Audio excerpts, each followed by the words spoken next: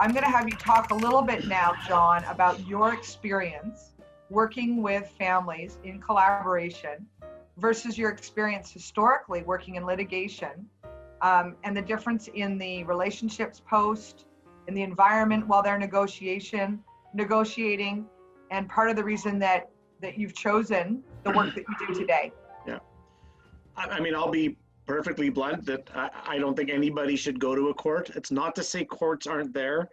There are going to be certain situations where you will have no choice. But I think the vast difference to me is in litigation models, my client is telling me to go before a judge and let that person make his or her decision about their life after hearing me speak. In a mediated context or a collaborative context or even the kitchen table context, the couple are speaking for themselves. I actually encourage people when we have our four-way meetings, whether as a mediator or as a collaborative lawyer, I encourage them to use their own words, say what they want, say what they're thinking, make proposals, put out ideas in using their own words, their own ideas, because that's what they're meeting. At the end of the day, we want to meet their needs as a couple. They're going to have different needs and they're going to have different perspectives of how to get there. But you know, the litigation takes that all away. The party, the client is literally sealed away from the judge, is sealed away from the decision maker. It's going through their lawyer's voice. So I think, you know, there are collaboration or mediation or kitchen table, anything that involves a discussion and a dialogue. It's hard. It's harder work. Don't get me wrong. It's not easy sometimes for the people to be able to speak for themselves, but it gets them a chance to be part of the process, be part of their solution, as opposed to letting someone else make a decision for them that can affect them the rest of their lives. So if I was watching this video and I had a very large family net worth, one of the things that I would be thinking is, how do I know that I'm not going to get everything?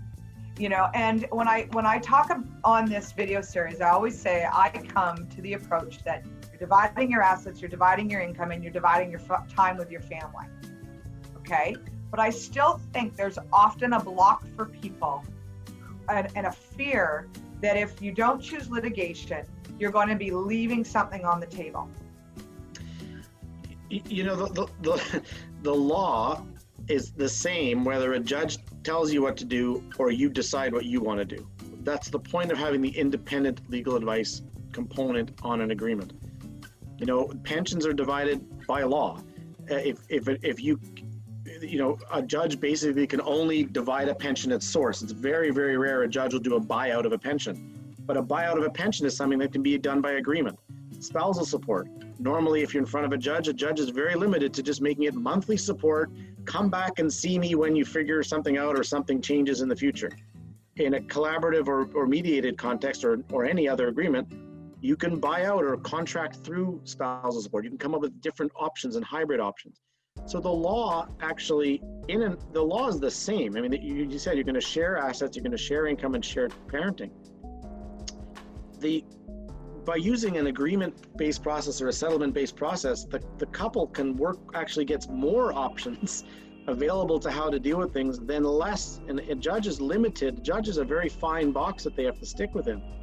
In a mediated context or a negotiated context, you can push the edges of that box out a little bit. You can move around all within the law. The law is not going to change. We have child support guidelines, whether child support is determined by agreement or child support is determined by a judge. It's the exact same law. It's the same tables, the same legislation, the same piece of law. It's not going to change. But having a discussion about it, there may be different options. There's just little bits of discretion built in, which a judge normally can't go outside the box because they're so hamstrung by the law. Whereas in an agreement, again, we're within the box of the law. We're not stretching out of what the law says, but you can maybe go higher on one side and lower on another, or come up with some other arrangements that works for that family or that couple because you've heard from both of them. Yes.